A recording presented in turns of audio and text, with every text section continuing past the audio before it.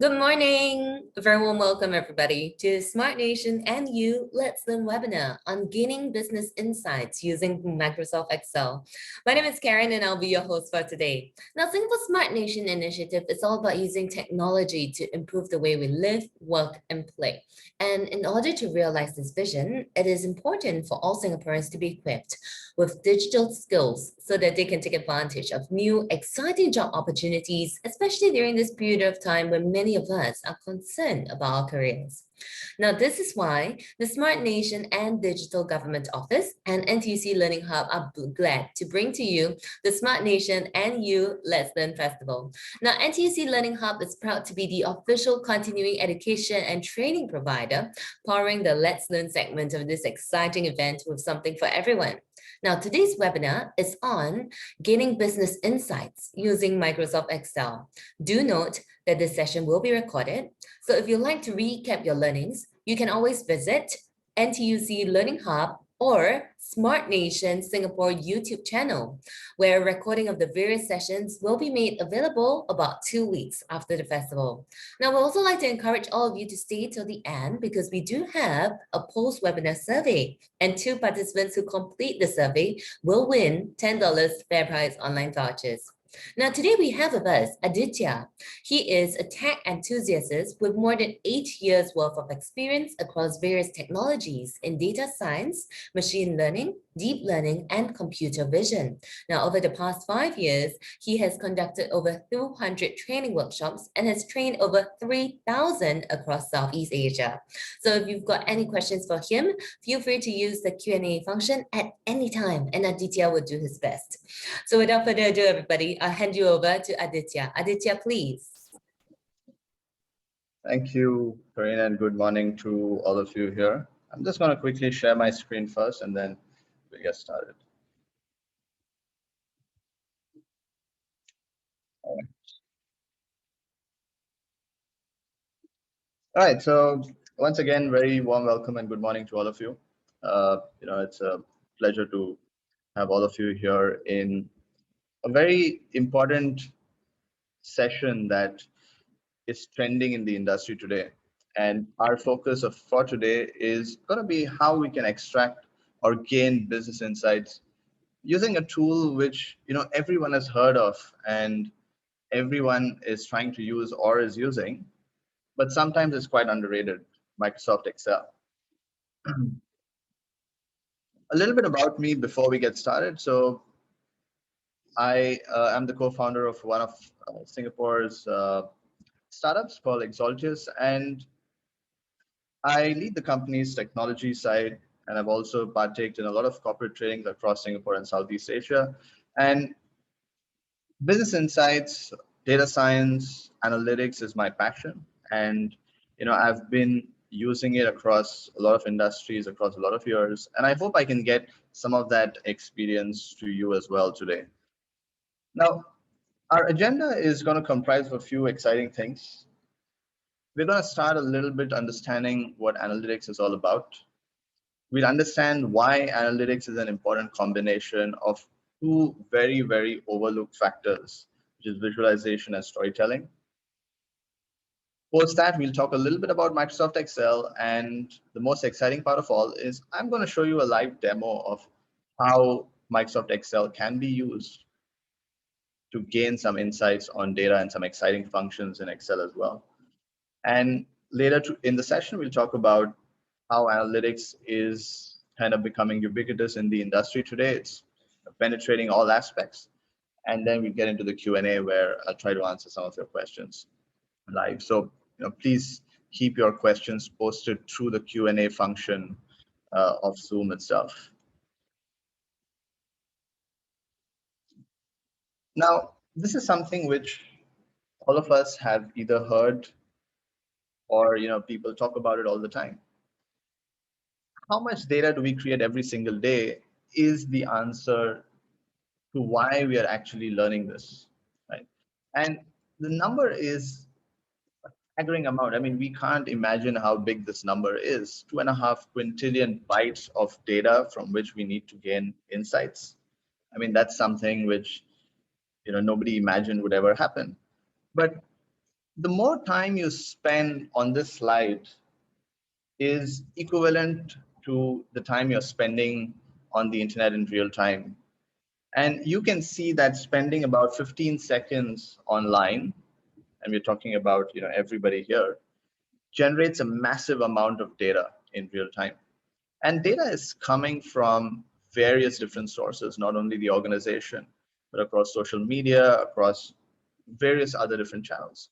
That's the reason why, today this topic of analytics is kind of becoming very, very mainstream. Now, this is something a lot of us have heard a lot of times before. Data is the new oil. Why do you think people kind of correlate data to oil? The primary reason is, when oil was first discovered, was first dug up, in a very unrefined state, it was not very usable, right? We had to refine it. That's how your vehicles run today, using petrol and high octane fuel and so on. Now, data is very, very analogous to that. Now, data can be as dirty as unrefined oil. And once made usable, it can be very, very useful for an organization. Now, a very simple question. What is data? Now, data is a collection of everything around us. And the reason I say everything is because even this recording, even this live streaming to Facebook, the chat we're going to have here, the questions, everything is data being collected. So at the end of the day, be it numbers, videos, images, observations, measurements, each and everything is data, right? But the question which organizations and all of us have is, what can we do with it? It's a very important question to ask. Hey, we have data, what can we do? Now, organizations, individuals have tried to explore various things that they can do. And what we can come up with is, number one, we can explore the data to gain useful business insights. We can create dashboards and reports for the management, wherein on a daily basis they can go in, they can see what's happening in the organization. Or you can derive new inferences, implying that, okay, you want to secure what's going to happen in the future, right, based on what the current business insights are. Now, people have pondered over different methods of doing this, gone over a lot of tools trying to explore, how this can be done, and have come up with a lot of different methods, some of which we're going to try and see today. It all boils down to one term which everybody today is kind of running behind. And why not, right? Because it's something which helps organizations create more value. Now, analytics, if we talk about a very, very raw definition, is nothing but trying to find meaningful patterns in the data and communicating that with your stakeholders, with the users, with people who matter, right? Now, you see, I use two very important words. Number one is deriving meaningful patterns, and the other one is communication. Now, often as part of analytics, this is overlooked, right? People think, hey, I need to draw a chart and that's about it. People sometimes don't understand the aspect that, hey, I need to actually talk about this with somebody else. That's a very, very critical aspect. Now, the analytics timeline has evolved massively over the years. And, a lot of people here who have been in this space for the last 20 years, 30 years would know what I'm talking about. It's not like analytics is something which, sprang up in the past 5 or 6 years. Rather, it was used more and was talked about more and was adopted more over the past few years than ever before. But it's been around for quite a while. It all started with human curiosity, right? Wherein humans wanted to know certain things. And the only way they could know certain things was to do what in the modern day terms we know as analytics. So people used to ask questions. Hey, what happened? What's my total sales? What's the number of loans being taken? what's the weather forecast like? I mean, there are so many questions asked, and people started answering those questions using methods of statistics, methods of analytics. Now, a few years since the inception, curious beings as we are, people were not content with what happened. Now we wanted to know why. I mean, don't we all want to know why all the time? So why leave data behind, right? So when we want to know why, we need methods to figure out the why. And people started coming up with a lot of different visualization methods, statistical methods to try to answer, okay, why did something happen? It could have been that sales went up. It could have been number of customers went down. It could have been I walked into fair price and the cost of something goes up, went up. Why did that happen? Right? So people wanted to know. Well, after some amount of time post that, when technology evolved, to quite an extent, people wanted to know even further. People started asking questions like, what will happen in the future? And today we are at a stage where we use things like predictive analytics. We use things like, forecasting to try and tell us what's going to happen. Now, if I have a barbecue scheduled for Saturday, I want to know a weather forecast of whether it's going to rain, because I'm going to get scared that if it's going to rain, it's not going to be a very good evening for me. Now, how has this been enabled?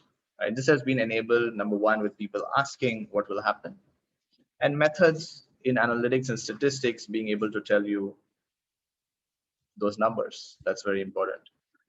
Now, based on that, you could optimize your scenario for the future. You could plan ahead, and that's where organizations are sitting at today, right? Why are we doing all this? We're doing all this to encourage, drive user engagement. That's the main aspect of why we are doing all this. At the end of the day, analytics, business insights, anything you derive is mainly to drive user engagement. That's the whole point of doing it. Now, whenever we talk about gaining business insights, it could be a very straightforward thing to say, but not a very straightforward thing to do. Because whenever we work with data, be it of any kind, it needs to go through a particular workflow before things become meaningful for the users, right?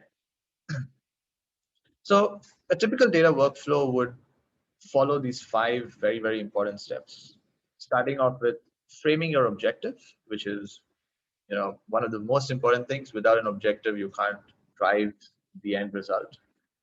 Then preparing the data after that. As I said, data like oil is unrefined. We need to prepare it. Analyzing data, that's when we start analyzing it. So after going through rigorous preparation, which takes roughly about 70% of your time, we get into analyzing using various methods, deriving business insights under interpretation, further communicating this to the people. Very straightforward workflow, very rigorous process. All right. Now, I told you that analytics involves 2 important aspects. One, visualization, the other, storytelling. And I'm going to touch upon both of these in brief because these are quite important to know. And only after knowing this does it ultimately lead to being able to derive or gain business insights. Now, all of us, at some point in time have read a newspaper or have played some games wherein we were supposed to find certain words within a grid of words. Right? They tell you, find 5 words within a grid. Now we scramble to try and figure out, hey, where are the words? It could be in any direction. It could be top down, bottom up, and it could, be something which takes us some time to find. Now, imagine if I took all those words which are present and I gave them a different color. Now, would it become very easy for you to find where they are? It would definitely become very, very easy. Now, that is visualization in its most primitive form, because it's helping you to take a decision. And what's the decision you're taking? Find the words. So data visualization is that aspect of analytics which enables you as a user or decision maker to see things more visually, to be able to grasp difficult concepts very, very easily. That's all visualization is. Doesn't need to be, very, very fancy things. It's something which makes life easier. Now, whenever we talk about visualization, we often overlook a very important aspect, which is storytelling. Now, I often tell people, and I've often learned from people as well, that storytelling is something which should be done to build a relationship with your users, with the people who you're speaking to, right? So if I didn't tell you the history of data today, maybe you won't be able to relate to it as well, right? So storytelling is when you're building empathy with your users and you're trying to kind of communicate things to them effectively. Now, you know, go back to your childhood. It could be a few years ago, it could be a few decades ago. But as a child, our parents, our siblings, our teachers often told us stories, right? And if I tell you the story of the hare and the tortoise, or even what's trending today, if we talk about the very famous Baby Shark video and the audio going around, all of us will immediately start singing the tune in our head, or we immediately know the story. Now, why is that so? That is so because stories make data meaningful, and you remember things. It simplifies your understanding. You're telling stories to sell something and also to crystallize takeaways. Now, all these points on the slide are a direct impact of something in a story form. Right? Rather than me telling you ABC, I am telling you ABC like a story. Right? That makes it very, very, very useful. Now, there are four important aspects to remember before being able to kind of go in and communicate your insights, derive your insights effectively. What are those? Firstly, it's very important to understand that visualization makes a difference. Okay. You having black and white versus you having something in a very graphical format is going to entice users to understand, look at it, and get a sense of it much faster than looking at the black and white. Now, the second most important thing, which all of us should know whenever we are in the space of business, analytics, deriving insights, is know why you're doing it. Know what data you're working with.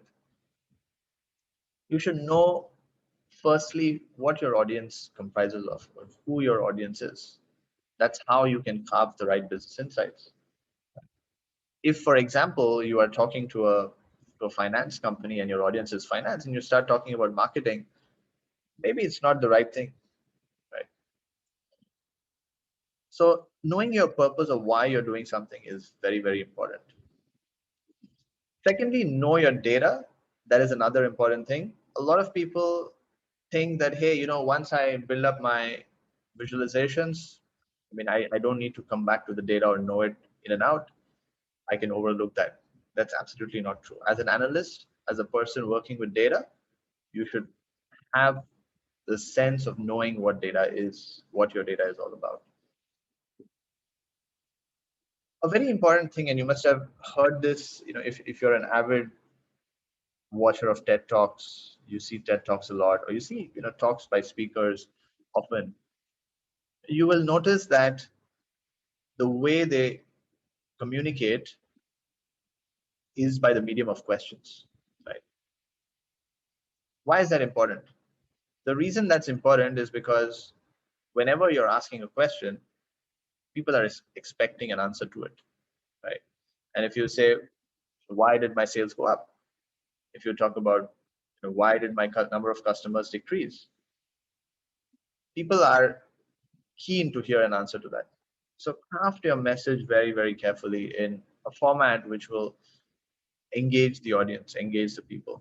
And also, in order to make sure that you're doing the right thing.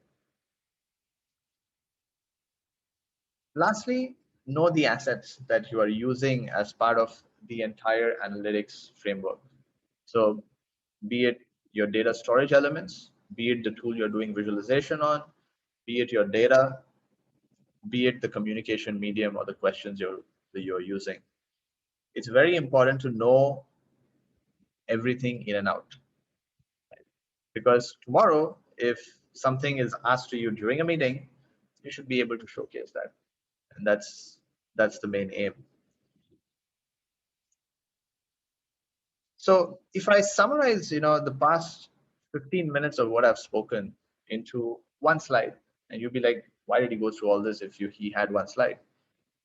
The reason was primarily because to tell you or to help you identify where you are today. Are you in the bucket where your goal is to make simple charts and leave it at that? Are you in the bucket where your goal is to do visualization, which involves not only simple charts, but also storytelling to some extent?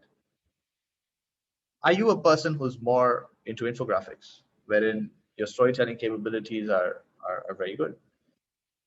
Now, all these three are where most of us are today. And all of us need to move towards something called visual data stories, which helps you identify the right visuals, helps you know what visuals are useful. At the same time, also helps you tell a story. That's why I emphasize on the importance of analytics broken down into those two buckets. Now,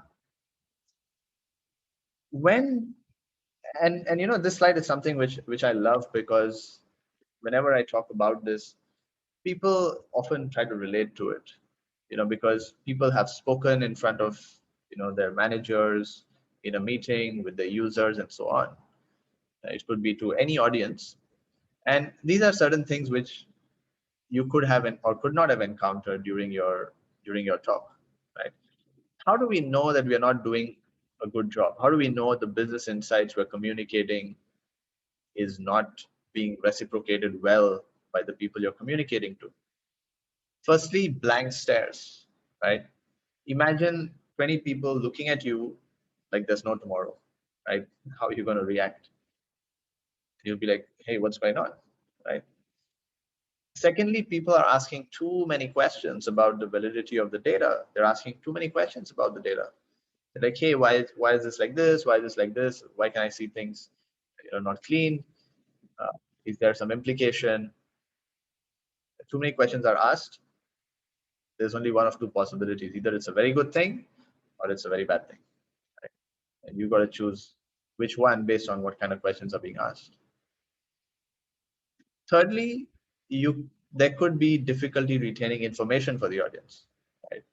Now, when this happens, right, um, it's very important to reinforce things, right?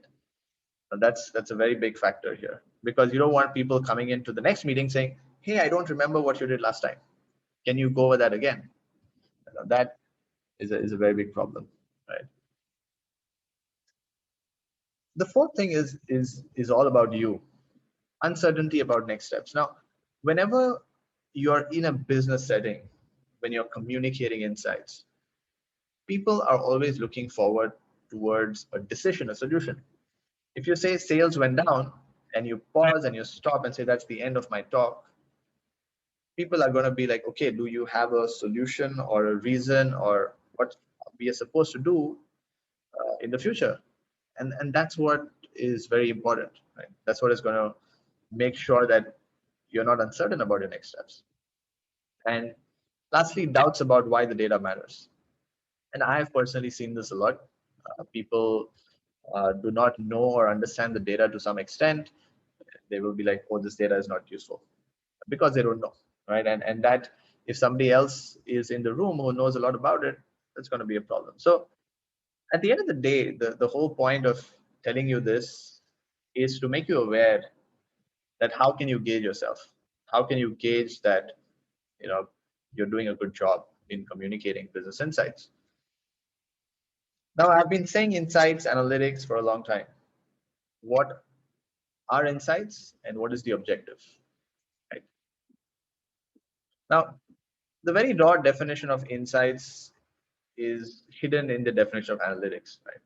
It's nothing but trying to figure out certain value or a shared meaning that can then be translated into some action.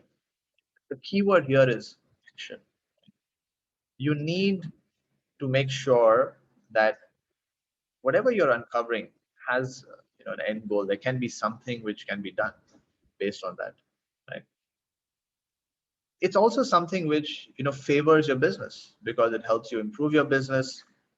You'll be able to work better. It's more productive for your business, and the way to do that is what insights help you drive. Now, if we talk more specifically about business insights, right? Now, business insights combines what we just talked about: data on one side, analytics on the other. And when we get them both together, that's where we kind of erupt this volcano of insights to try and help people understand a situation, to give organizations a competitive advantage, giving business that productivity edge, taking them a little over the line so that they can make a little more profit. Now, business insights is not very easy to materialize. People will speak about it all the time, saying, okay, do you have insights? Do you have insights?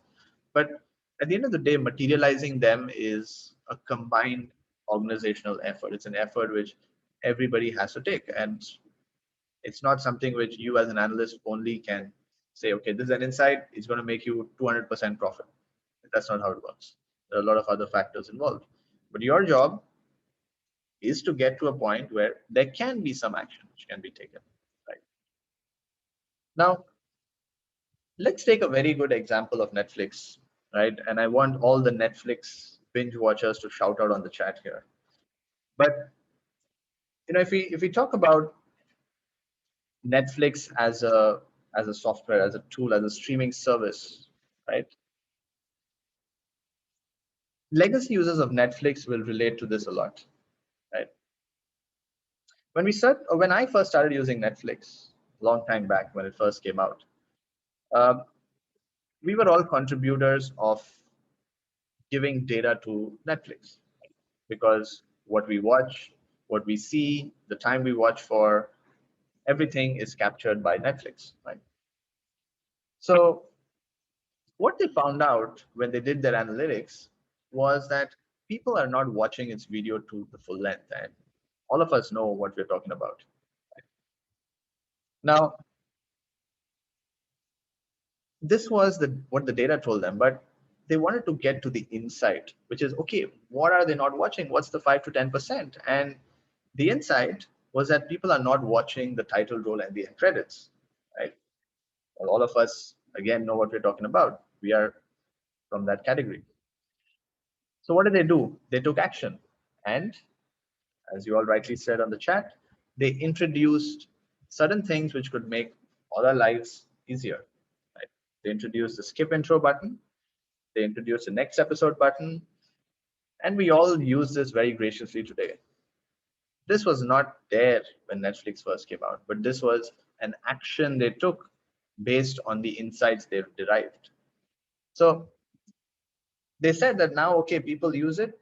We are good with that because we've introduced it for their benefit, and we all use it very graciously, right? Now, when we talk about actionable insights, right, there are a lot of different situations where there can be insights versus actionable insights. And if I just put a few examples for you here on the slide, we can easily try and figure out which one of these are insights, which are actionable, which one of them are not. For example, if I tell you that our NPS score say dropped by 15 points, passengers complain at missed flight connections, 20% of customers talk about price. Now, if I talk about these on the slide, which you see here, I'm talking at a very high level. I can't do anything about it, right? Whereas for the last two, there is certain action that I can take, wherein probably buyers are saying that clothes sold by a competitor are better quality. Okay, I know what to do. Or people talk about a brand more positively following a ban on plastic bags. So I know why people are talking about it more often, right? So all these are very, very important because we need to be able to differentiate between insights and actionable insights. And this is a very small example. Now, the more you work in an organization, the more you can come up with these things, or the more you understand it better. Now, let's dive a little bit into the other half of the title of today, gaining business insights using Microsoft Excel, right? Now, a lot of us have seen, heard, worked with a lot of analytics tools in the market, tools which can help you do visualizations, get you business insights, and so on. Right? The tools could be something which came out 10 years ago. The tool could be something which is 20 years old. The tool could be something which is fairly new.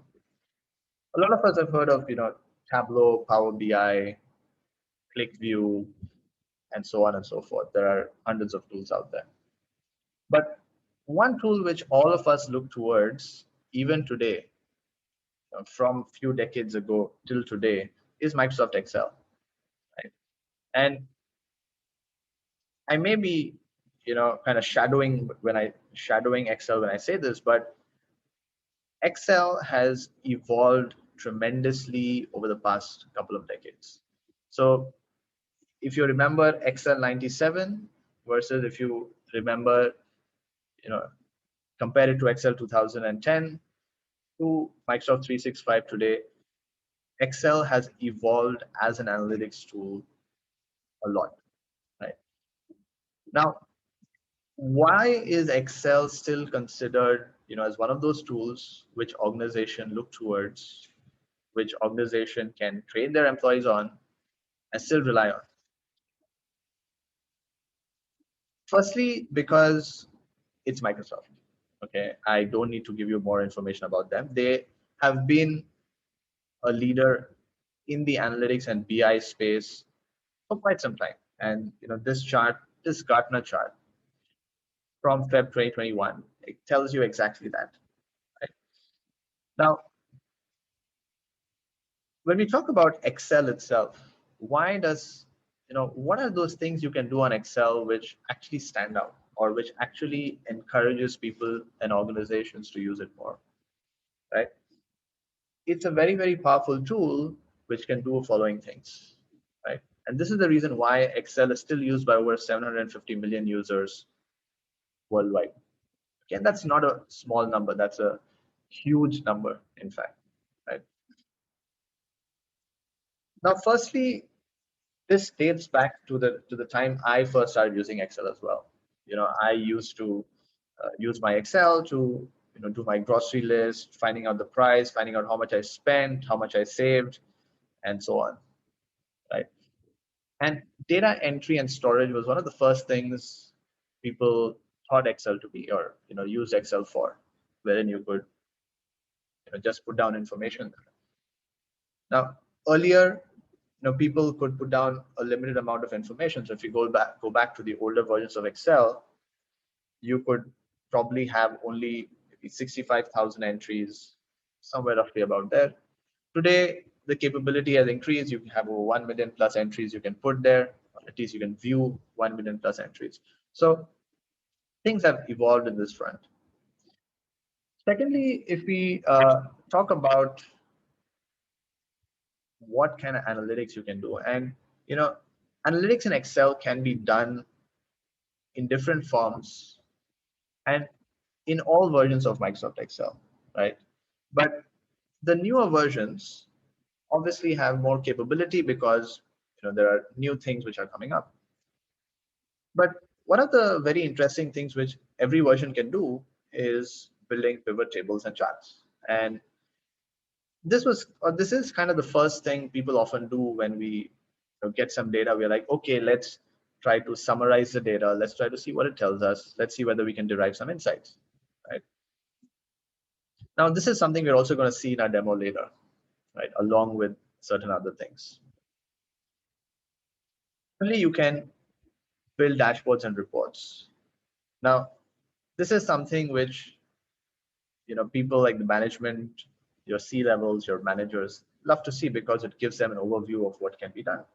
So Excel has a capability to, or it helps you build up dashboards and reports. Now, the better a designer you are, the better looking you can make it.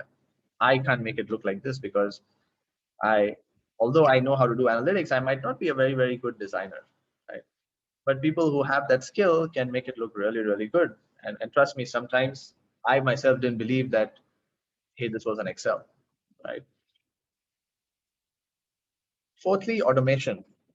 Again, a very, very important thing. Now, a number of years ago, people started using this language, this programming language called VBA, right? Visual Basic for applications. And the power of that kind of excited them because you could automate your workflows, your work processes, things you do on Excel using that. It's not a very, very difficult language to learn and use. And till today, you can use this to do worksheet automation, workbook automation, cleaning, automating your data cleaning processes, and so on. So a very powerful integration into Excel, which has helped numerous people worldwide. Statistical analysis, a very, very important feature of Excel. Now, Excel has a combination of two things. And firstly, it has a lot of functions which have evolved over the years, which can be used. Right? These functions help with some level of analysis. With development of Excel, people have, or the Microsoft has incorporated various other analytics capabilities which you can use and which you can use to basically derive more value from your data. And we're going to see some of that today. So being able to do things like descriptive statistics, regression, correlation, forecasting, all this has become quite simple to use today, right? Especially in the newer versions of Excel, right? So having spoken about all these things, right, I'm going to spend a little bit of time, probably about 40 minutes or so, talking or showing you rather a demo of what Excel is capable of. Now, obviously, I won't be able to show you each and everything of Excel, but apart from functions, what are the other things that can be done is something that I'm going to take you through. Now, let me put forth a scenario before I jump over to Excel and I show you some of the things. Now, imagine that you are a financial analyst. All right. Now, as a financial analyst, you are part of the loans department, and you have been tasked to create a report and do advanced analytics on the data which has been provided by the loans department. Now, some of the things which the business users have told you is that in your dashboard or report, these are some of the things we generally would want to see, right? Things like metrics, your loan values, the how much have people not paid, your distribution of loans, why are people taking loans, where are they taking loans from, right? And these are the things that they want to see, right? Secondly, they say, you know what, because you have recently done your boot camp in data analytics, now you know a lot more. Why don't you try and do certain advanced or exhibit certain advanced analytics capabilities on the data and show us what you can come up with, and try to do things where we can understand correlation between certain columns of data, where we can try to forecast in the future what what valuation am I going to have on my loans, some descriptive statistics on the data so I can kind of derive more insights. And I also want to help users understand, if I want to set loan installments, if I want to set loan interest rates, how can I try and, create something very, very small where I can try to achieve that goal using something called goal seek. Now, certain things all of you would have heard about before. A lot of things we might have heard but not have done. And a lot of others would have done a few of these things. But the capabilities which Excel has progressed towards is kind of something which even today all of us are trying to figure out. Where can it something be useful? Where can something be valuable for the organization?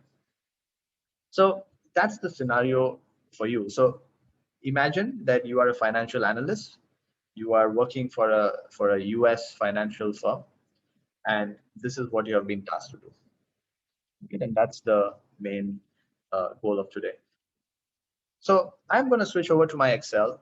I'm going to show you what data we were given by the loans department and how we are essentially going to come up with whatever they have tasked us to do. And they've said, okay, your deadline is 40 minutes or 45 minutes. We're like, whoa, but don't be scared. We all can do this together, all right? So let me switch over to my Excel and let me see if I can explain to you what the data is about and how we can get through this process. All right. So all of you should now be seeing my Microsoft Excel screen. Okay. Now the version of Microsoft Excel that I am using is Microsoft 365. Okay. Uh, and all of you can just try to understand and see what I'm doing so that you get an idea of what are the different capabilities of Excel. Right? All of you don't need to do it along with me. Just make sure that you're seeing, paying attention, and listening very carefully. All right. Now, by and large, most of the things I'm going to do can be done on versions 2016 and Office 365 as well. Maybe around 60-70% of the things can be done on 2010 and 2007. But my recommendation is that because we are in 2020, we should have a version which is closer to, sorry, we are in 2021 actually. 2020 flew by. We should have a version which is quite capable. Right? So let's try to look at what the data is first. Okay. Now, as a financial analyst, they've basically given you some data which involves a few things. I'm going to zoom in a little bit here so you all can see more clearly. Now they've said, okay, every loan customer has a unique ID, right? They have a loan amount that has been sanctioned or that they've been asking for, and there's a loan amount that has been sanctioned to them. That's what we call the funded amount. Now, typically the bank gives out two terms or two different kind of terms for their loans. One is 36 months, one is 60 months. And the interest rate based on the loan amount, based on the term, based on other factors is something. It's set down to some percentage. There's an installment amount. There's a loan grade. So a loan grade is a typical financial term wherein the higher the grade, meaning if you are going away from A, the greater the percentage would be. If you see something like an E or a G, then you're going to have a high percentage of interest. Now, one of the very important things required as part of the data whenever we want to do analytics is information about the customers. So here we have some information like employment title. Okay, what is the person working as? That's very important. What's his employment length like? Okay, so we have 1, 2, up to 5 plus 10 plus years. What kind of home ownership does he possess? So does he own a house? Is his house on mortgage? so on. Is he living on rent? What's his annual income like? When the loan was issued. So this is something that is not in the right format. We'll convert it into the right format. What is the status of the loan? And certain other factors like why the loan was taken, which state the loan was taken from, when was the account opened, and so on. Okay. Now, our task is to try and understand this data first, because remember, one of the points which is very important is know your data, right? So that's the first thing we've done. Secondly, we have to frame an objective, which is, okay, I want to know more about where customers are taking loans from, what the status is. I want to try and reduce people paying back loans late. And I want to try and promote loans, the right loans to the right people, right? So these are some of the objectives which I have. Now, once I frame my objectives, the first thing which I would typically need to do is I would need to look at my data. I would need to clean up my data to ensure that it's in the right format to use. Now, in the interest of time, I haven't put a lot of cleaning to do, but assume a few things here. Firstly, assume that, okay, my date is not in the right format. Okay, and I would want to typically convert my date into a format which is suitable. Now, a date should ideally be in a date format. So I go up to the format tab and I convert it into a short date, which helps me convert my information or my column into the right date format. Now, when I look through my data, I understand that, okay, I have been given 10 days of data from 1st of March to 10th of March 2017, and that's the data I have to work with. Now, secondly, if I kind of glance through the data, I see that, hey, this column looks a little bit weird, right? Because I see there are certain things on the left, there are certain things on the right. That's generally a red flag. Why? Because that will help you understand that the entire column is not synchronized to one format. It's a mixture of numbers, it's a mixture of text. So I would typically want to convert this into a text format because it's anyway discrete in nature, and that would help me kind of make everything the same. Now, the other thing which typically people tend to do is they try to derive new columns in Excel, because why? They want more information, they want, maybe do a calculation and so on. Now, we all know various functions in Excel. I'm not going to go over Excel functions, but there are certain exciting features which, when used correctly, can be very, very helpful. I'll give you a very small example. Now, let's assume, right? Let's assume that this particular column M, which I have here, is for me to extract the day from this issue date. The day is the first part of this issue date. Now, typically, I have many functions which can help me do this. I can use maybe the left function. I can use the text function. I can use the date diff function. I can use a lot of different functions to extract this.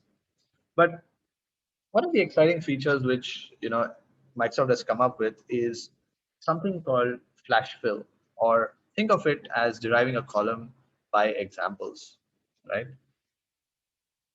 Now, let's say I want to extract the day. So I start casually typing out,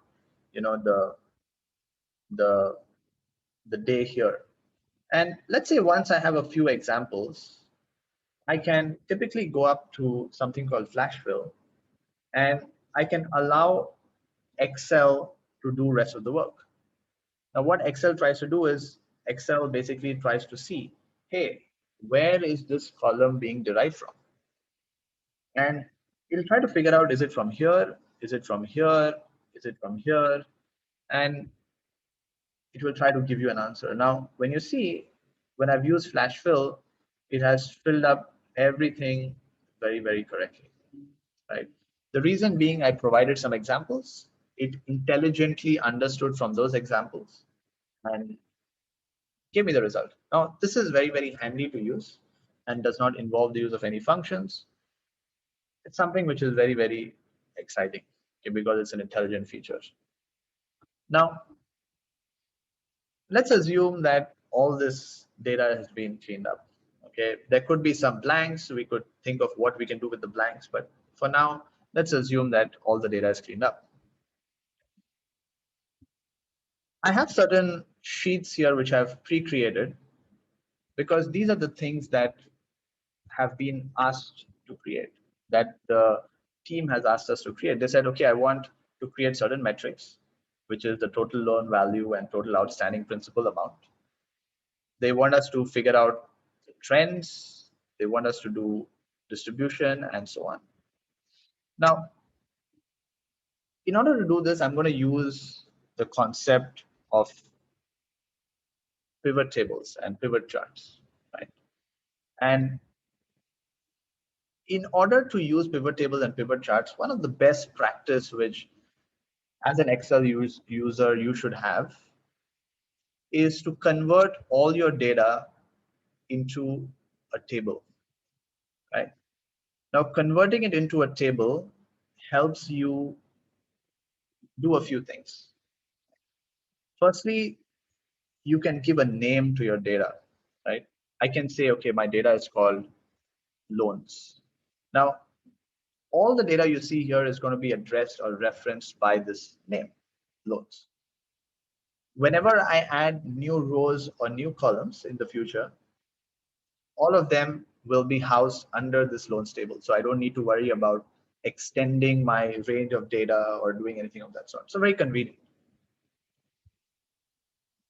Now let's try to create these metrics. Now, whenever I say metrics, these are typically values which are kind of big and bold right on top of your screen, which tell you some aggregate values, some aggregate amounts, right? Now, if I want to do that, I'm going to create a pivot table for each metric or each chart that I want to create, I want to put forth. Now, what I'm going to show you is how you can create that and also how you can kind of format it to look a little better. And along the way, I'll show you some interesting stuff. Okay. Now, in order to create a pivot table, I can simply go up to the Insert tab, say Pivot Table. And you see it automatically picks up the name of the table here.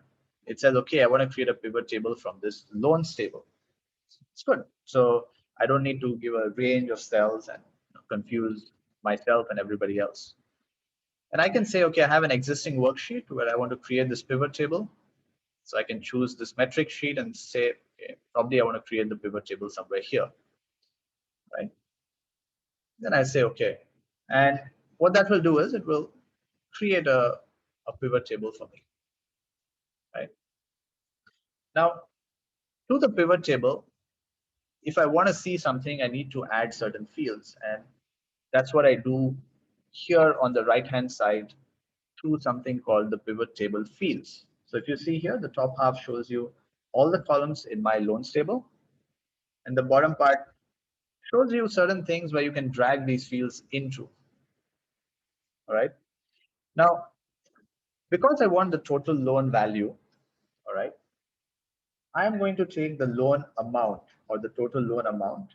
I'm going to take the loan amount and put it into the values here. Why? Because I want the total. Okay. Now you automatically see that it aggregates the value. Now this is what a simple sum function can also do. But since we're using pivot tables, we can aggregate the particular column by dragging it into the values field. Now, typically when you see metrics, metrics are these bold big numbers. Now, in Excel, we don't have the capability of directly putting up these bold big numbers as a visual, as a chart. We don't have that capability, right? So what people typically would do if they want to go the chart route is to format one of the other charts, like a bar chart or line chart or something of that sort. So let's say if I want to see this, I will start off by inserting one of the recommended charts, which is a simple column chart. Let's try to insert that here. Now, you're going to tell me, hey, I'm seeing the sum of total loan amount, but I don't see it anywhere here. It looks ugly, not correct. I want to see it in big bold numbers. So let's try to do exactly that, right? So I'm going to spend a minute or so formatting this, and post that you will see how it changes its look. Firstly, I'm going to get rid of things I don't need. For example, this field button here, this axis here, this legend here, not required, right? So whenever I want to do that, I can, let's say, right click on this particular field button. I can say hide all field buttons. That will go away. I can click the chart elements on the top right here. I can say I don't want the axis. I don't want the legend. I don't want my grid lines as well. I can let my chart title be. Let's do something with it later. Now, one thing I need to see this value up here. And that can be done by enabling data labels. So whenever I enable data labels, I can see this value up here. Now, I don't need this bar because this is not useful to me. I just need to see the number in big and bold. So what I can do is I can click on the bar, and one of the best things about Excel is you can actually format every single element you see the way you want it. Okay. So when I click on this, I get access to the format. I can say that I don't want an outline.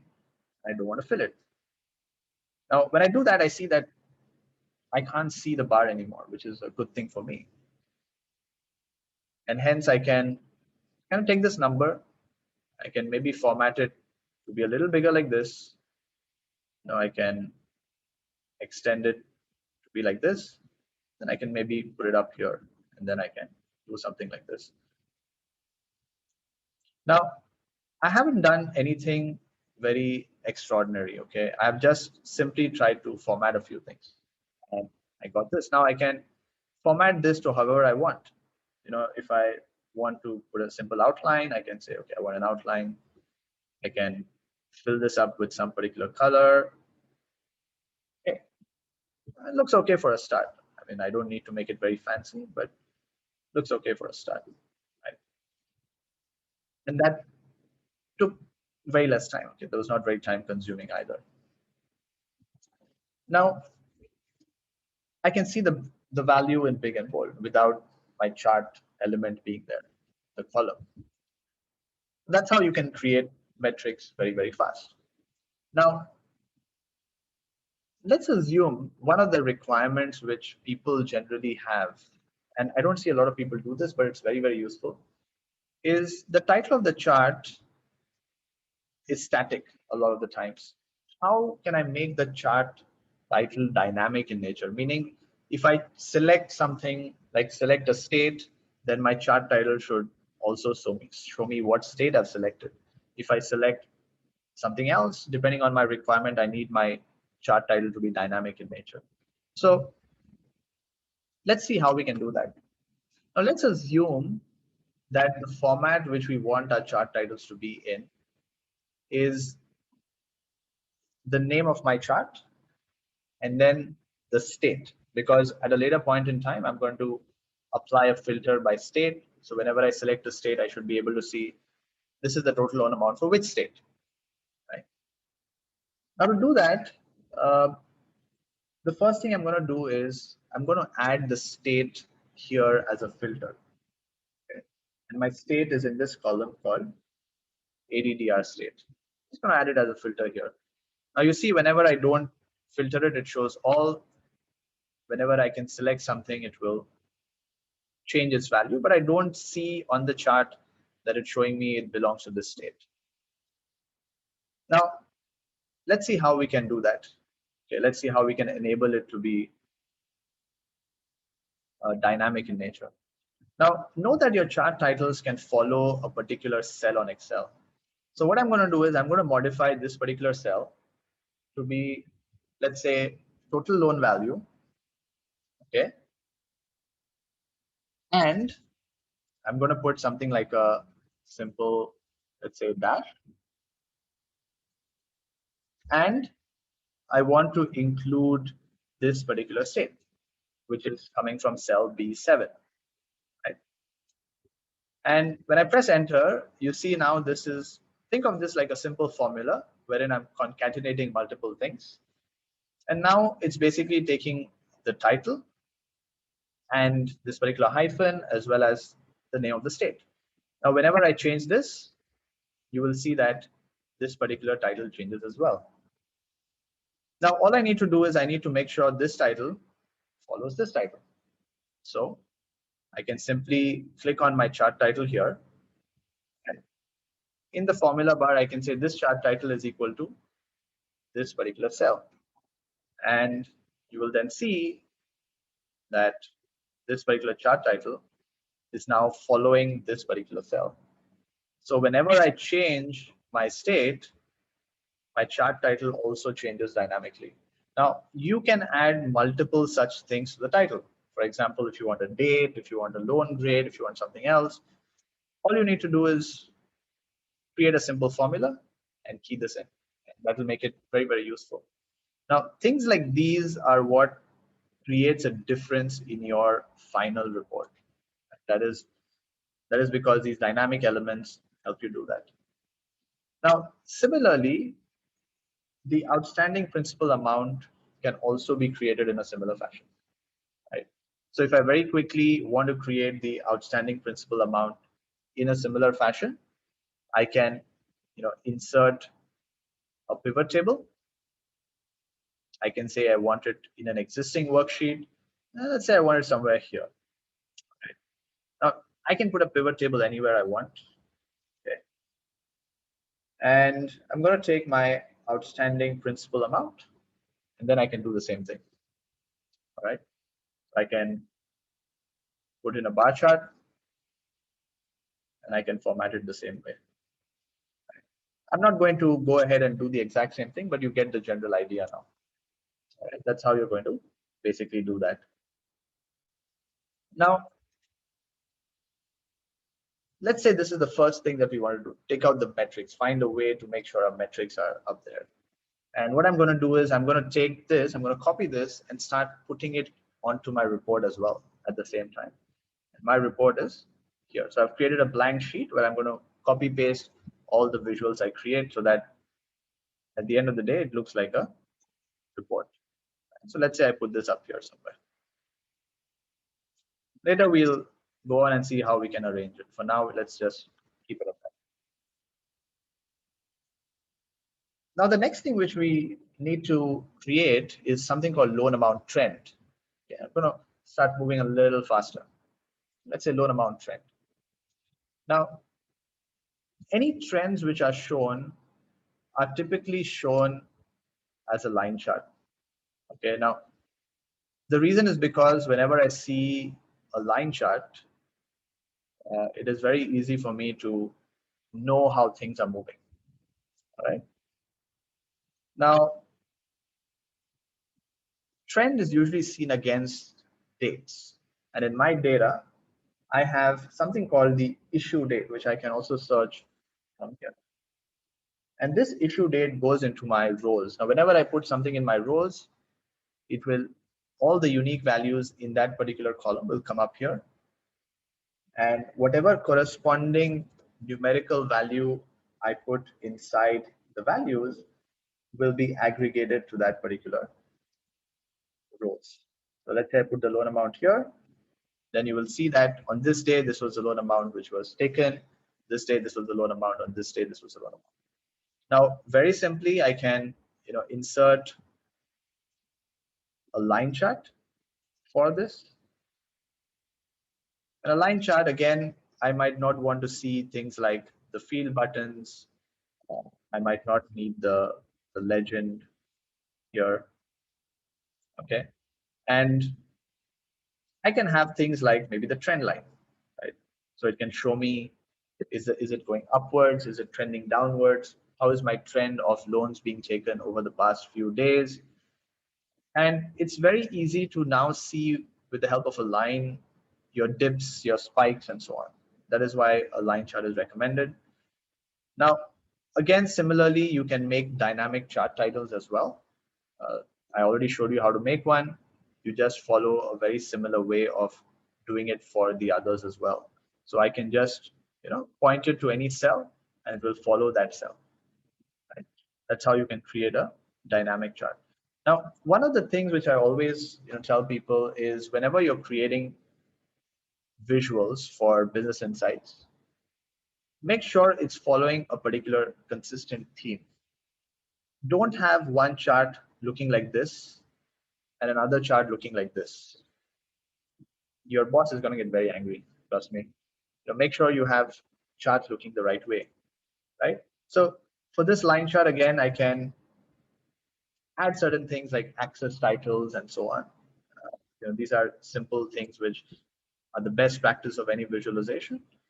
And I can then again take this and put it onto my report. Now you see, as we are starting to go ahead, the report is starting to build up slowly and slowly, right? And I'm trying to build up the report one step at a time. I'm maintaining different sheets for my pivot tables, for my charts. That's a good practice to do. Now, while we're at the topic of lines, I'll show you a very exciting analysis option that you have in Excel called Quick Analysis. Now, let's say your data is arranged in a horizontal format wherein I have, let's say, dates here, and I have three numerical values. Let's say this is the loan amount, this is the outstanding principal amount, and this is something else. Just assume there are three different columns or rows of values here.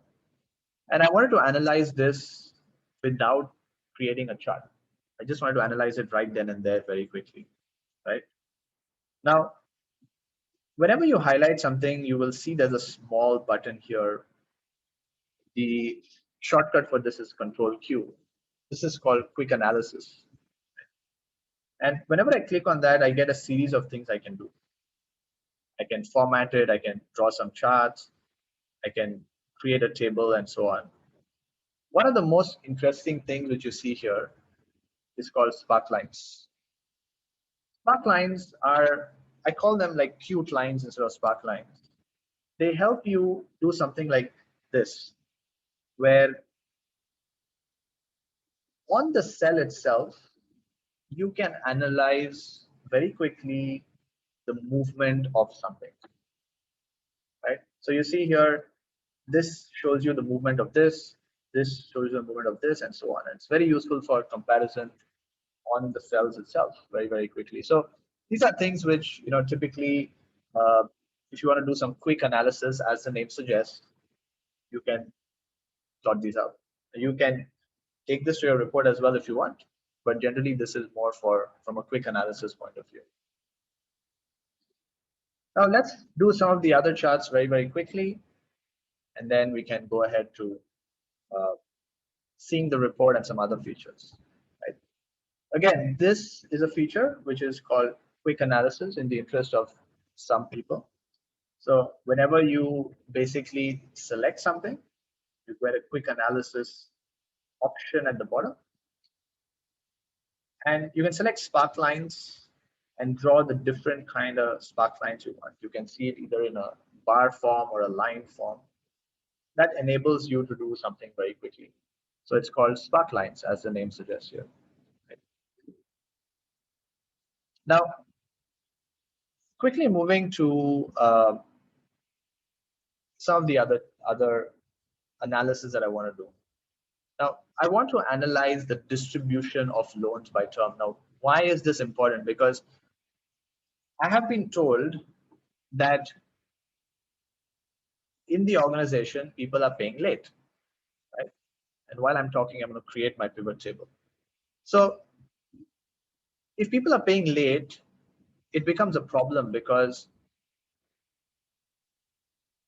I lose money on late payments.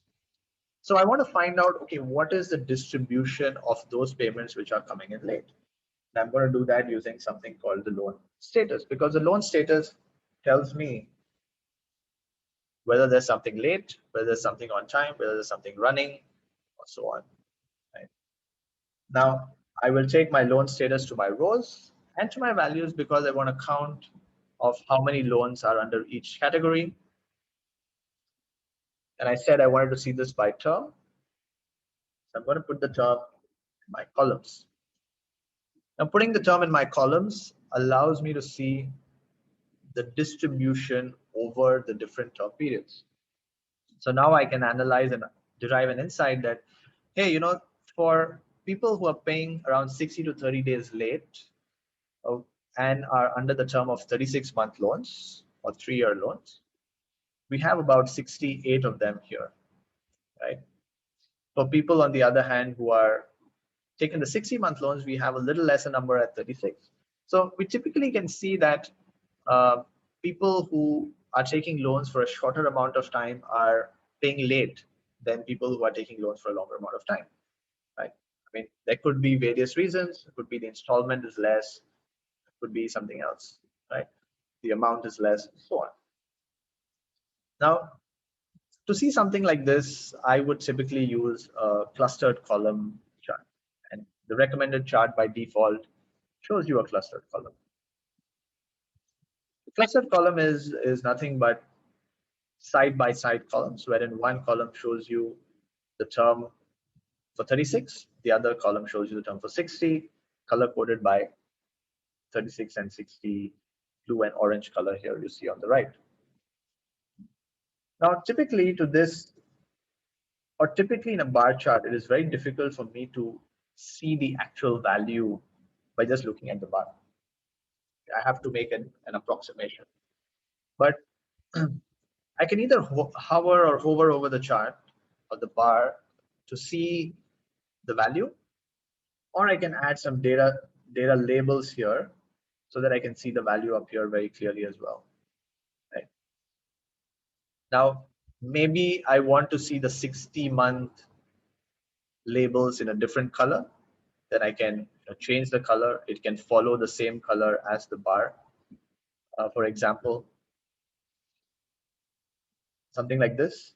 So they're all synchronized in that sense. Now, this is up to you whether you would want to do this or not, but these are things you can do. You can individually format each of the different data labels as well.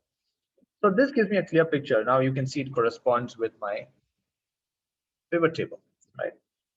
So typically I can give an axis title, let's say, to my primary vertical only, because this I can see that this is my loan status.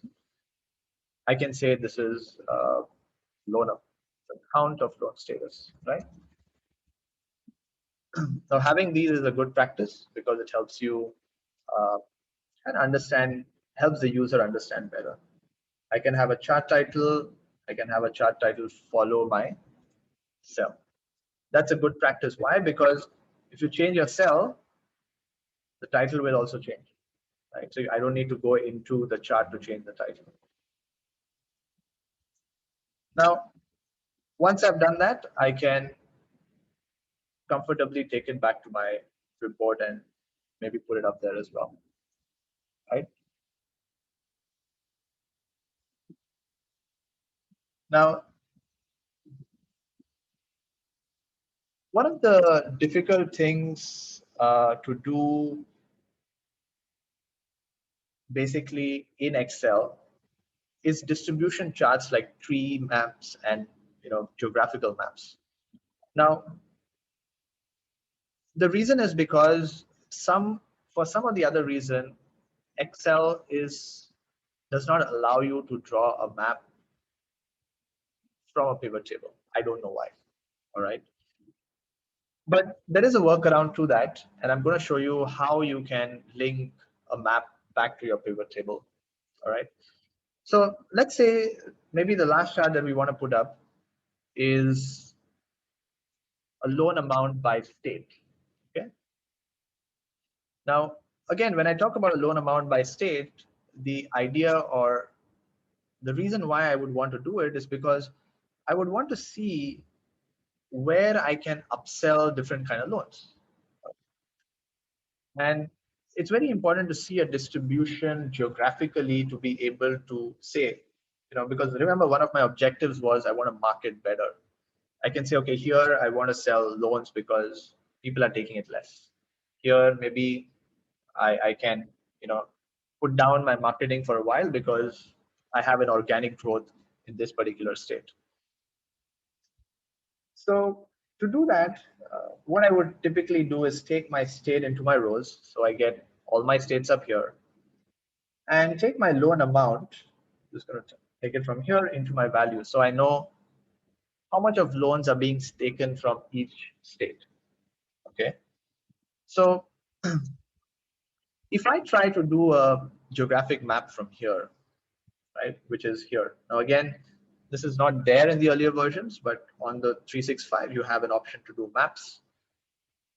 You will see that it tells you I cannot create a map from a pivot table. Now, this is very weird, but at the same time, it is quite interesting as well, right? Now, how do I get around this problem? Now, the simple way to get around this problem is for you to kind of take this data out of my pivot table, right? Put it somewhere here. Okay, let's say this is called state. Let's say this is called loan amount. And then I can use this data to plot a map. Now, because it's Microsoft, what typically happens is it tries to map the state abbreviation to the right state automatically. See, I did not provide the longitude and latitude of the state. I did not provide any details except the 2 letters on the state, but it was able to identify where the state was. All right. Now, this map is linked to this data. I need to link it back to here. So what I would typically do is I would right click the chart. I would say select data. And that's where I can change the source back to my columns A and my column B. And that would then link it back to my pivot table. And then I can very easily just get rid of this. Now that's the way a map can be linked to your pivot table. All right. Now, these are certain things once you learn how to work with Excel, you'll be able to do this. So here again, typically I remove my legend. I can put a chart title saying loan amount by state. Whenever you're showing a map, if the map is showing some aggregate amount, I would generally recommend people to make the map a little more monochromatic. Why? Because some of my other charts, for example, here is using blue color, but the blue color is linked to the 36 months. Now, if I show a map with blue color, maybe people will be confused. Hey, is this 36 months, something to do with that? So typically for a map, if you're not showing anything related to some of the other charts, you would change its color to be a little bit monochrome or something else. Right? Now, again, on the map, I can show some data labels. I can maybe choose to show either the values or I can choose to show something else, right? I can show the series name or the category name or my value. It's totally up to me what I want to show. All right. Now, here I have put in my category name. Category name typically refers to this state because I just want to see the name of the state. Showing the values there is very, very is not very feasible because it's too long. Now, again, remember the way you can do a map is to typically copy out the data, put it somewhere here, create the map, right click, select data, and point it back to the pivot table. Right? That's how you can create your map. Maps are available in 365 from the maps here. Okay. Now, let's say, okay, I just take this map and I add it to my report. Say I put it up here.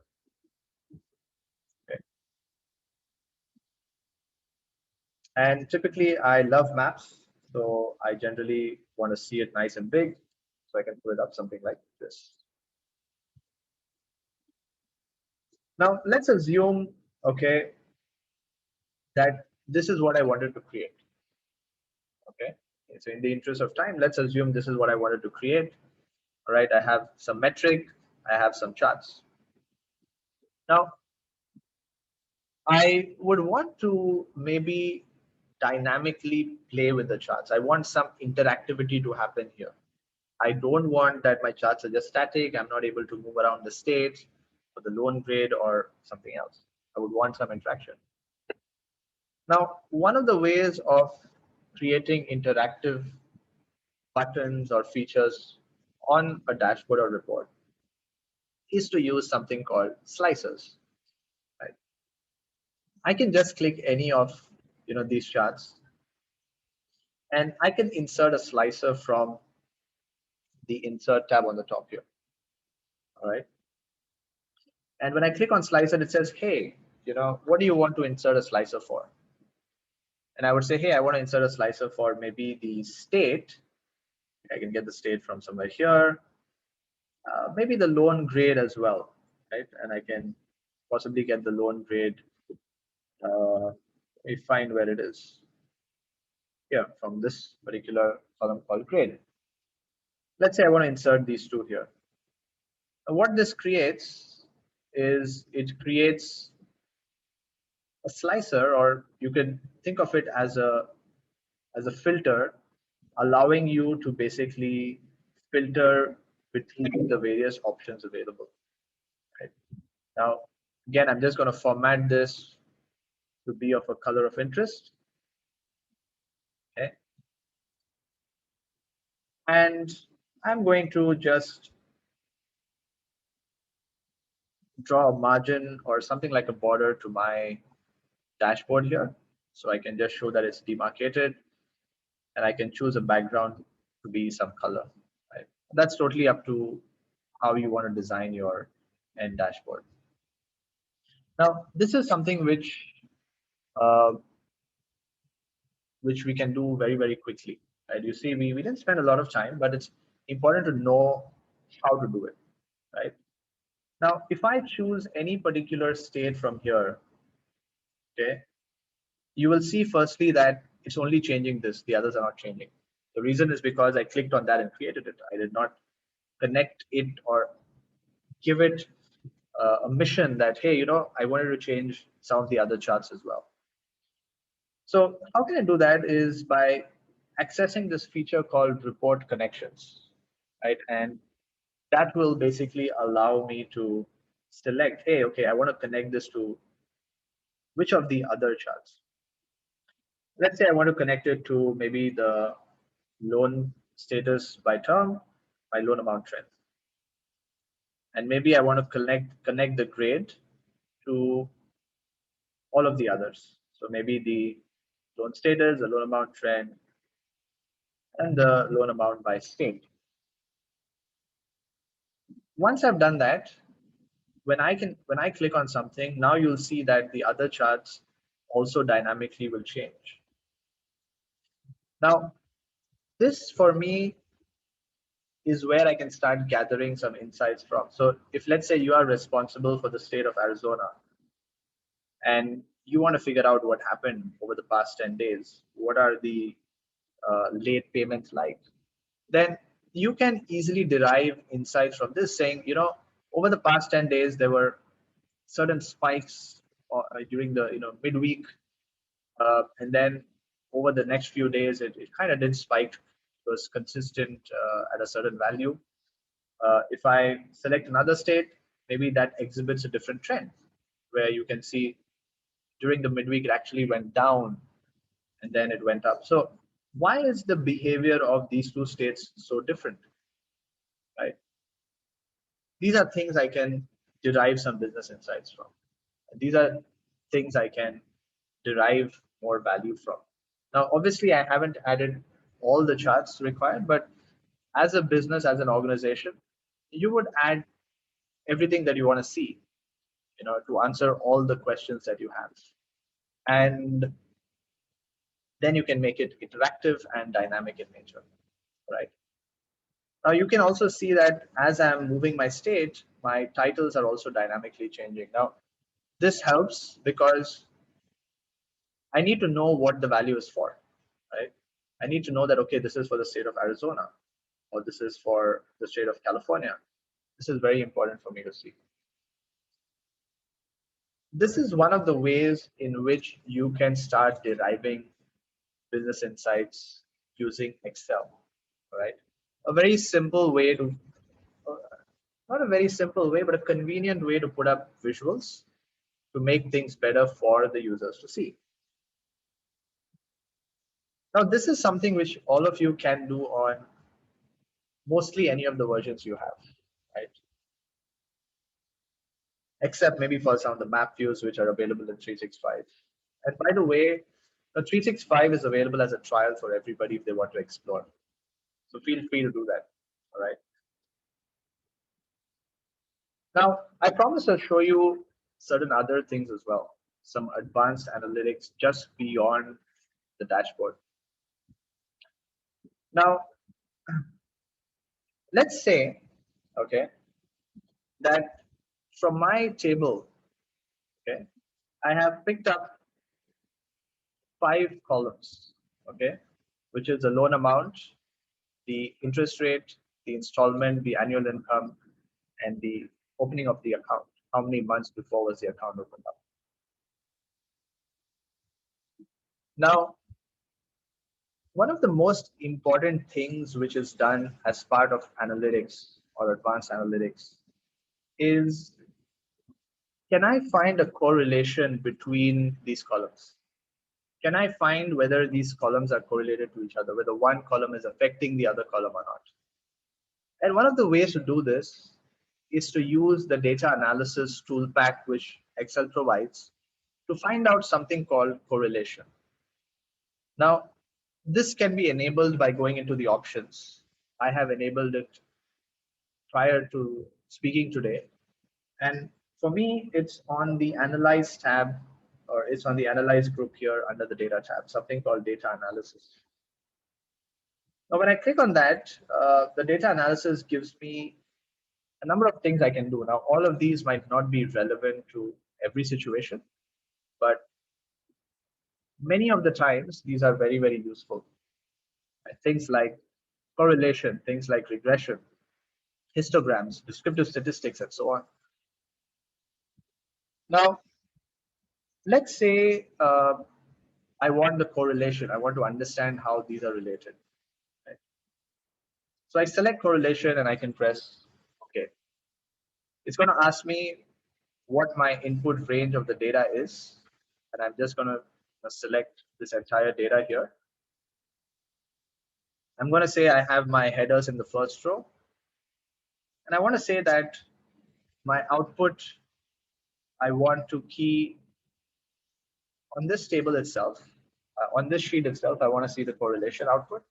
I can just select some cell here. I can click on OK. And Excel will compute something called the correlation coefficient or a correlation value and give that to you on the screen. Now, if you want to quickly understand what this means, right? Try to understand it this way. The higher the value is, so the value ranges between -1 and 1. The higher the value is on either side, if it's close to -1 or it's close to 1, the higher the correlation or the relationship is stronger between those two columns. For example, if I concentrate on this particular value here, I'm just going to highlight this for you, then you can see that the installment amount and the loan amount are highly correlated, meaning that whenever there is a change in the installment in the loan amount, if it becomes higher, my installment also tends to become higher. Now, some of these could be very obvious, some of these could not. Now, typically, the ones which are smaller would mean that there is a very, very slight correlation. It might not be a very obvious correlation, but there could be something which exists. Now, this allows you to tell the business, hey, I found a very interesting relationship between two or three different columns, and they are influencing each other. So maybe if we try and tweak how one works, we can try to understand the other one. Right? Now, this is one part of statistical analysis which you can do. Now, the other one is something called descriptive analytics. Now, descriptive analytics is basically where or descriptive statistics is where you basically try to derive things like mean, median, your central tendencies, your some of the other statistical parameters. Again, similarly, I go up to my data analysis. I can choose that I want descriptive statistics. I can select my input range.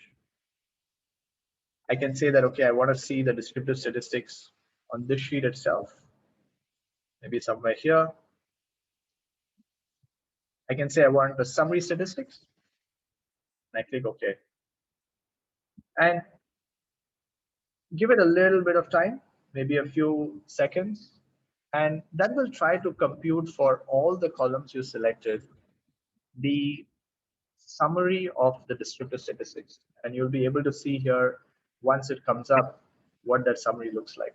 It takes a little bit of time to compute because it's computing quite a fair bit of things. It has about 10 to 12 different statistical measures that it's trying to compute. Now, while that's computing, okay, here it is. All of these are very important from an analytics point of view, from an insights point of view, because you want to know at a high level what some of these insights tell you, right? You want to know that, okay, whenever I'm talking about each of these columns, what is the mean value? What is the mean loan, the average loan which has been taken? What is the average interest rate offered to people? What is the average installment amount people are taking? Now, based on this, you can typically adjust your business workflows. You can adjust your business processes to kind of align to something your business objectives would say, right? Now, typically, if we use different functions, we would have to use probably around 10, 13 different functions to get this. But if you use descriptive statistics, very easily it tries to give you some of these measures, right? So this is very, very interesting because as an analyst, even for me, at a glance, it's something very, very interesting, right? Now,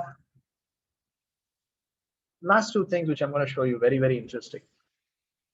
One of the things which people always talk about from the perspective of looking into the future is, can I forecast what kind of loan amounts people are going to take for the next few days, so that I can kind of be prepared with my liquid cash. I can be prepared with whatever cash I need to give the loans out to them. In Excel, you have a few ways you can do that. You have the forecast function, which allows you to do it. Or you have an option called forecast sheet, which is available under the forecast tab. Now, let's say I have my loan amount and I have my issue date. These are the two columns because I want to calculate a forecast based on the loan amount. I want to know what is my loan amount going to be for the next few days beyond the 10th of March. So when I select those two columns and I click on forecast sheet, it will automatically take that data in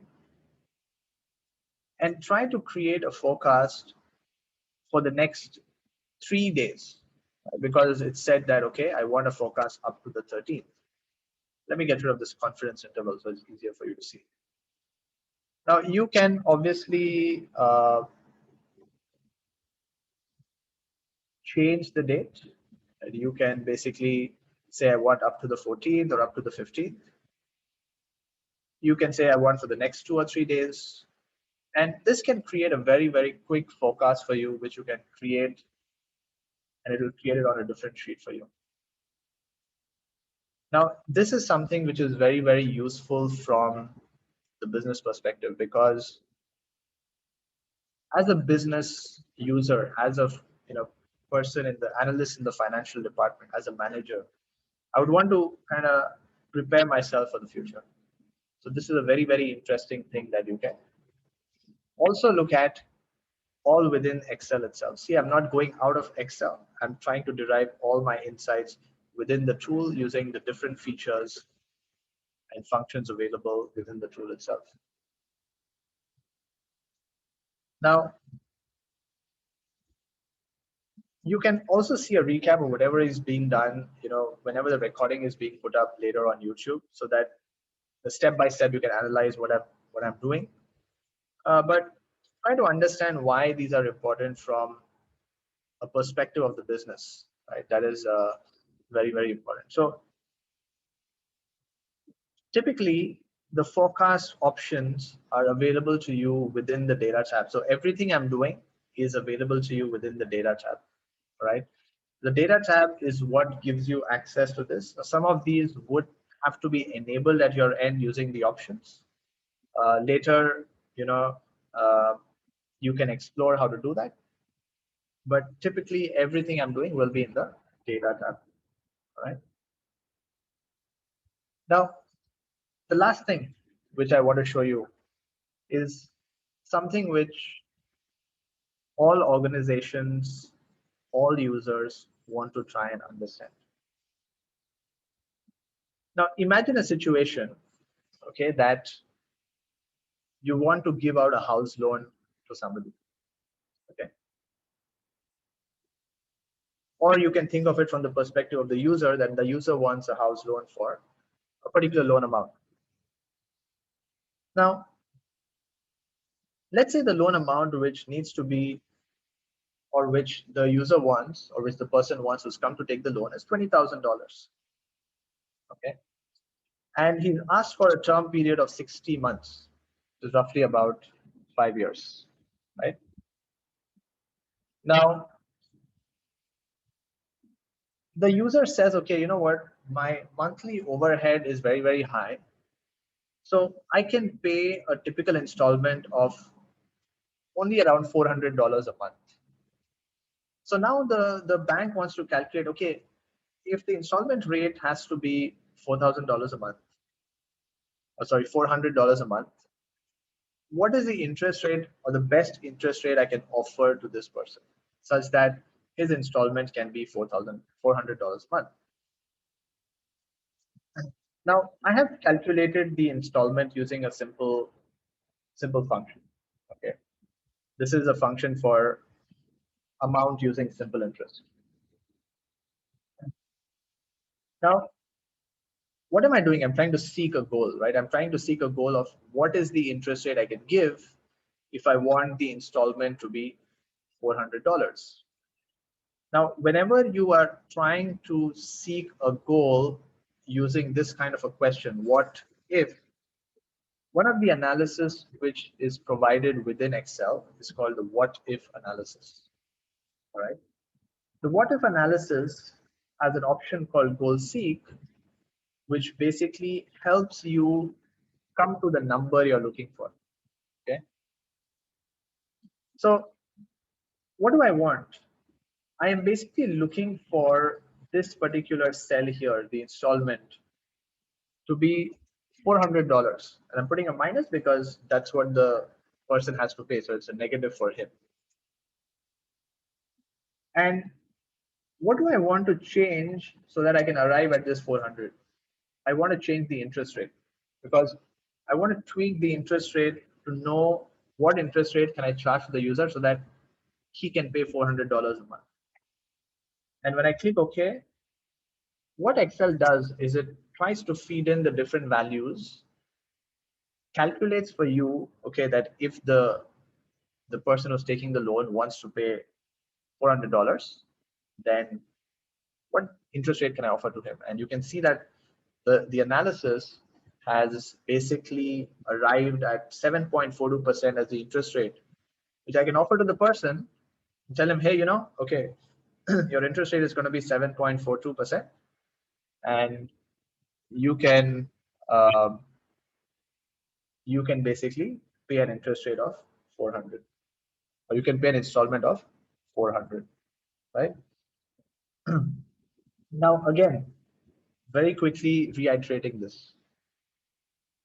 The what if analysis is again available in the data tab, okay? And it has an option called goal seek, right? This allows you to change a cell to the value you desire based on what you want, right? So I'm saying that I want the installment. So I've said my set cell is pointing to the installment, and I want to set that value to $400 because that's what the person who's taking the loan is looking for. And I want to ensure I can give him the best interest rate by changing the cell which points to the interest rate. And Excel, you see, calculates that I can give the person an installment amount of 400 if the interest rate I can offer him is 7.42%. And this is something that Excel tries to kind of brute force calculate and give you the result. So this is something which maybe not all of us use on a daily basis, but whenever you're doing this analysis called a what if analysis, basically you're asking a question, okay, what is going to happen if I change this? Then that is very, very useful, because in a lot of business scenarios, we do ask this particular question.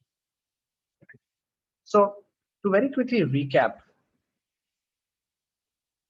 there are 4 methods which we went through, all right, given that you have some data. The first method is something which all of us are quite close to, which is pivot charts and pivot tables. A way to summarize, aggregate data, a way to put up your charts so that you can see things better and take decisions better. We saw how we can put these up, arrive at something like this, which you can dynamically interact with, right? I showed you how you can do dynamic titles. I showed you how you can put slicers.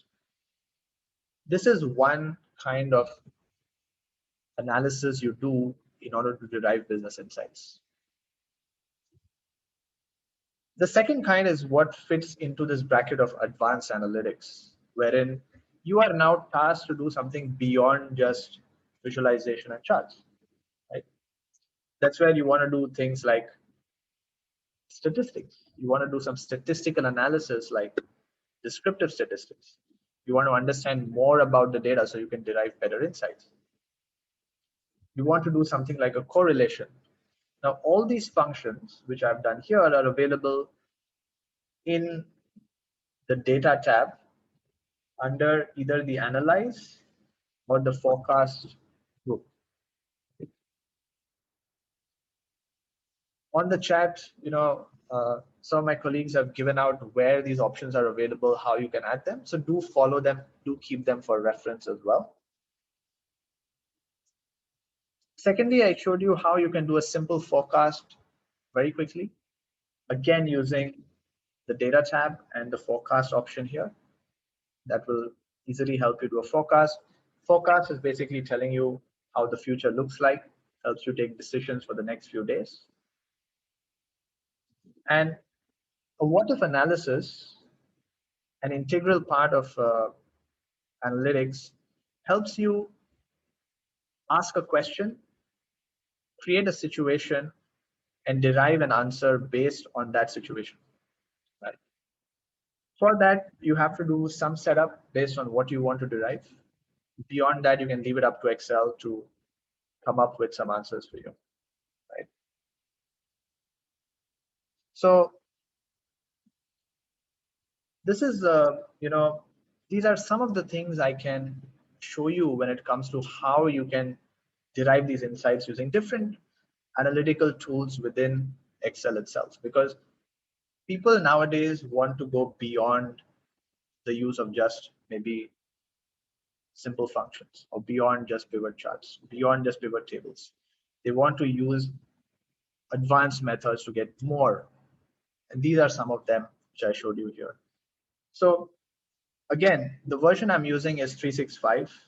Okay, Microsoft 365 is available for individual users, for business users. Whenever you purchase a Microsoft license, you pay roughly around $100 a year if you're on a professional license. If you're on a home license, you pay a one-time $160 Sing dollars or something like that. But it's very useful because people won't sell you 2019 or 2016. People will sell you 365. The cost is kind of roughly there for all the versions. People who have been using it as a business tool from before, they are paying some business licenses for Excel. But as an individual user, I would recommend people to get the 365 because beyond 365, there's nothing which is going to come. Okay, that's why they called it 365. Else they would have called it Microsoft 2021. There's going to be features which are going to be added into 365 and things which you can use going further.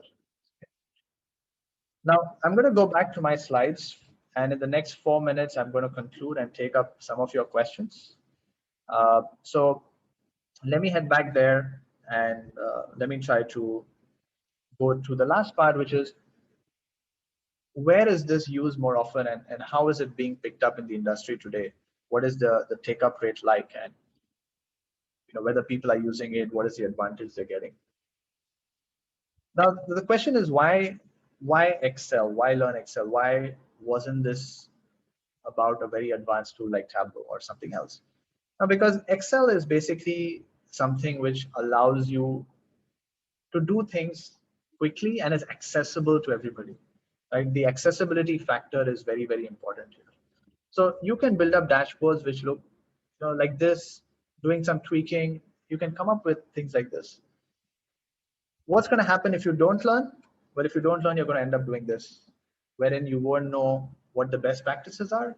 You won't know how do I structure it very well, and it'll be a mess, right? So if you want to learn the best way to do it, it's time to start picking up that laptop and doing this, right? Now, in the industry, I don't need to say this, especially in Singapore, digital transformation has been on the rise. Globally, digital transformation has been on the rise as well. And companies are adopting analytics more than ever, all right? And 90% of those who adopt say that it's created a difference. How it has created a difference, it could be in terms of making processes easier, automating things, looking at better insights, making customers' lives easy. As a data-driven organization, if you're collecting data, having analytics as a very, very strong platform will help the organization a lot. From the customer perspective, from your own users' perspective as well. And in the world of analytics today, banks use it for credit loan analysis. Microfinance institutions learn more about you through analytics. They try to create profits using analytics. Insurance companies use it for fraud detection. At the same time, they also use it to target the right customers, right? Sales and marketing, I don't need to tell you, you get that message from, a telco company, a financial company, an insurance company asking you to purchase a product. Now, do you think that you are special? Or you are, the only one being sent that? Not really. Okay, there's a pool of people who is basically being sent the same message. There's another pool being sent another message. How does it all come forth? Analytics is the key, right? So, hopefully this has opened up your eyes in terms of how you can use Excel to gain business insights, how you can use it to derive some analytics. And I would like to conclude by basically saying that don't be reluctant to take a step forward, okay? Because analytics is going to be the precursor of the next few years and beyond. That's how you can move to the next step. Organizations need it, individuals need it. It's very, very useful for you. And I want to open the floor now to any questions which I can answer live. Some of the questions are being answered on the chat as well, but I'll take up some of the questions for the next 10 minutes before I hand it back to Karin for closing, right? So thank you for listening to me. I'm going to move to the Q&A. If you have any questions, hit the Q&A tab and type in your question there. I'll take some of them and let's try to answer some of those questions here. Okay. Thank you very much for listening to me.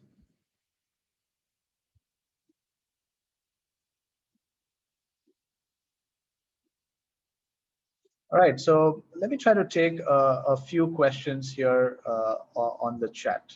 Right, I'm going to try to answer them live. Now, one of the questions, technical questions, which I have is, can you do a forecast yearly, quarterly, daily? You know, now what typically the forecast option gives you on, here on Excel is for you to be able to choose how many days into the future you want to forecast. Right? That's what I showed you here. Now, if you want to basically say I want it for the next 3 months or so, you can do it for the next 3 months. Now, the reason why it shows you that is because my dates are on a daily basis, right? Now, if your dates are on a yearly basis or on a monthly basis, then you can do forecasts based on those particular aggregate levels as well.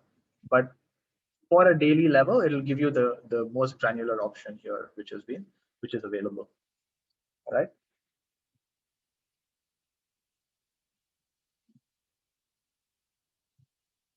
So that's basically for that. Right. So if you talk about the what if analysis, right, you can typically, so this is the question saying, can you adjust both loan amount, term, and interest rate together to get $400? So typically, right, your installment is a formula. Okay. Now, this formula is based on, at the moment, all these three. Okay. Now, you can create a what if analysis based on changing one cell at a time. If you want to set or adjust two things, you do it typically one after the other, or you create two different what if analysis scenarios to get to that value based on one another. So you can sell one cell at a time in your what if analysis. Okay, so how do I calculate installment here? My installment here is very simply calculated based on, if you see the formula here, it's based on the interest rate, it's based on the term and the loan amounts. So PMT is a function which is used to calculate amount based on simple interest. So if you remember your formula for simple interest, principal times term times interest rate divided by 100, and you add the principal to it, that gives you the amount. That's what the formula is here.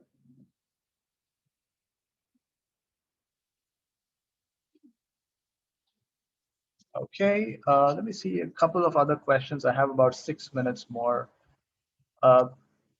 So again, all those questions on 365, right, and 2010 and 2016. Now, some of these functions are available only on 365.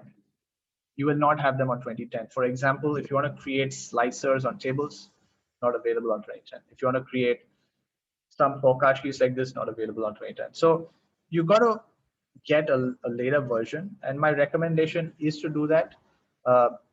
It's a one-time investment, but it can give you access to a lot more things. If it's your business, try to tell your boss, hey, give me 365. Right? And it's also available on the phone, on your tablets, on other devices as well. So if you subscribe to 365, it goes across all these different devices. Okay.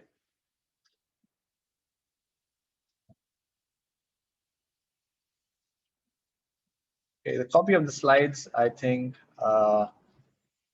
NTUC will handle that. They will send you slides and other things through some links on the description of the YouTube videos. Right. Upgrading your PC does not affect the license. All right. The license is based on your email, so it doesn't really matter. Right. You can download it either for the PC or Mac.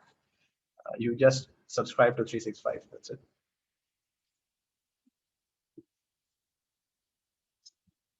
Okay.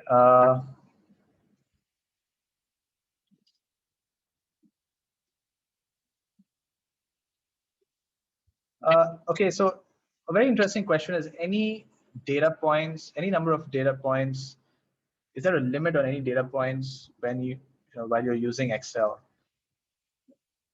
Excel does not have a limitation on the number of data points. It never had a limitation on number of data points. Excel only had a limitation on the number of data points you can see, which is in 365 about 1.04 million. Does not mean that if I have more than 1.04 million, I can't do any pivot tables or anything on that. This is just a viewing limitation. But even if you have 2 million rows and you convert that into a pivot table, you can still work with it. So the only downside is the more you scale up your data, the more slower it becomes, which is the typical nature of Excel. I mean, that's something which you can't change. But if your system is kind of new, or it is over the last few years you've bought it, then it should be okay. So it shouldn't be a problem. All right.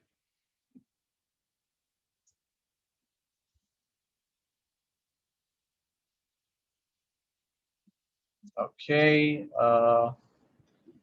So the grade and the address charts which I inserted here have been inserted through something called slicers. You can click on any of the charts. You go to the insert tab, you get something called slicer. You can choose what slicer you want. And that's how you can insert this grade and state slicer or filter, however you want to.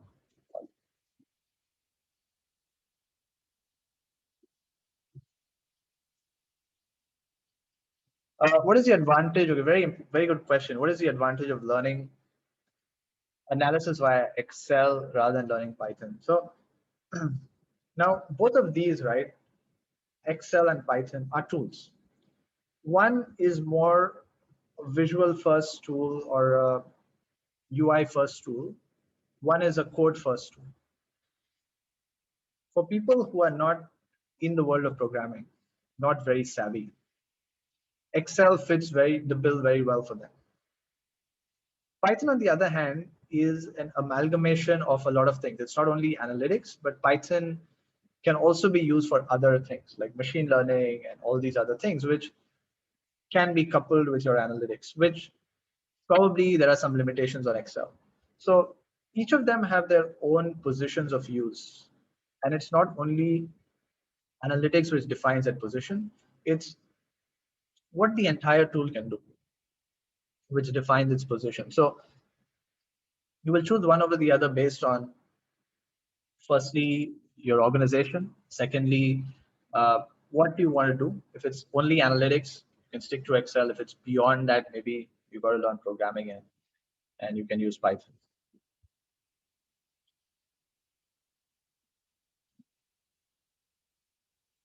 So all questions related to learning Excel and Power BI, I think NTUC will get in touch with you regarding those courses. So you can essentially be in touch with them. Okay. Okay. I'm going to take the last question here. The rest, uh, kind of generic and are being answered by my other colleagues as well. So a question is on average, how long would it take for a relative newbie in these higher levels of Excel to become familiar enough? See, now as a tool, right, it is not very difficult to familiarize yourself with the options available. Now, the thing you need to know firstly is that these are there in the first place, right? If you don't know these exist, then that's going to be a problem, right? So firstly, knowing that these are there is not going to take you a long time. The next thing is knowing what they do, and that's basically what is important. So a couple of weeks, you should familiarize yourself with it. You should be set to go to the next level already, right? When we talk about getting a job, you need some practice with some data. You need to exhibit those skills, and then you'll be able to get to a job. All right. Okay, I think I'm out of time. Those are all the questions I can take for now. But for the other questions, we'll take them offline. I'm going to hand it back to Karin. Thank you so much for listening to me. You've been a wonderful audience.